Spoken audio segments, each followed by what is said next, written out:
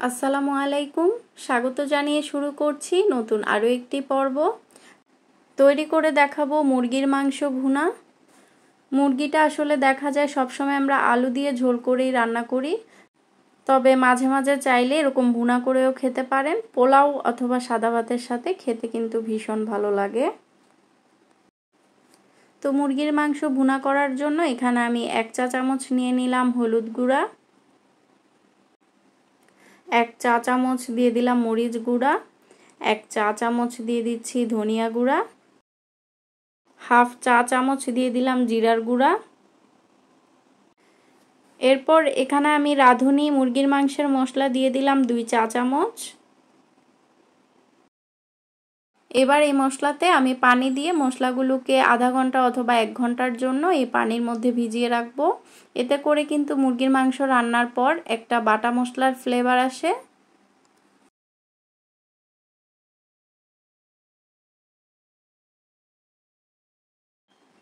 মুরগিটা আমি আগে থেকে কেটে ধুয়ে পরিষ্কার করে নিয়েছি। এবার এর মধ্যে মরিচের গুঁড়া, হলুদের গুঁড়া আর সামান্য লবণ দিয়ে মাংসগুলোকে মাখিয়ে নিব।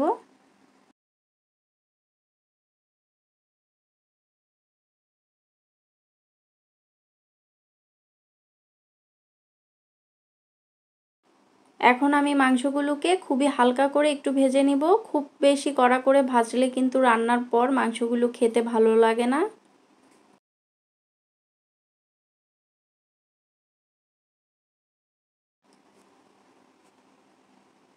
তো আমার সবগুলো মাংস ভাজা হয়ে গেছে, এবার আমি নামিয়ে নিচ্ছি।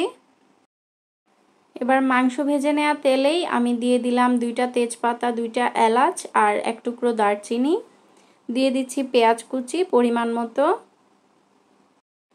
এবার পেঁয়াজটাকে হালকা একটু ভেজে নিব।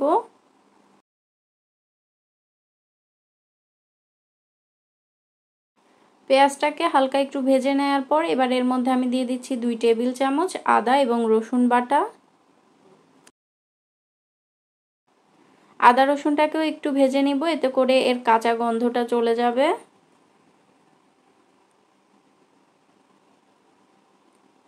এবার আমি দিয়ে দিচ্ছি আগে থেকে যে মশলাটাকে পানি দিয়ে গুলিয়ে রেখেছিলাম, সেই সম্পূর্ণ মশলাটা আমি এখানে দিয়ে দিচ্ছি।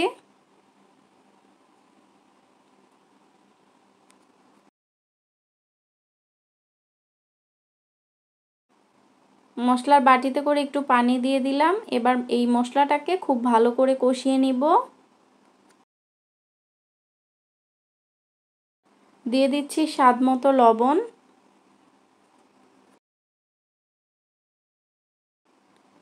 মশলার কালারটা দেখে বুঝতে পারছেন খুব ভালো করে কিন্তু মশলাটা কষানো হয়ে গেছে। এবার ভেজে রাখা মাংসগুলো দিয়ে দিচ্ছি।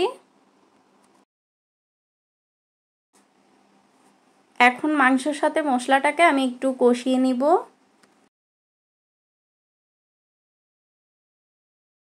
এরপর ঢাকনা দিয়ে ঢেকে দিব 4-5 মিনিটের জন্য।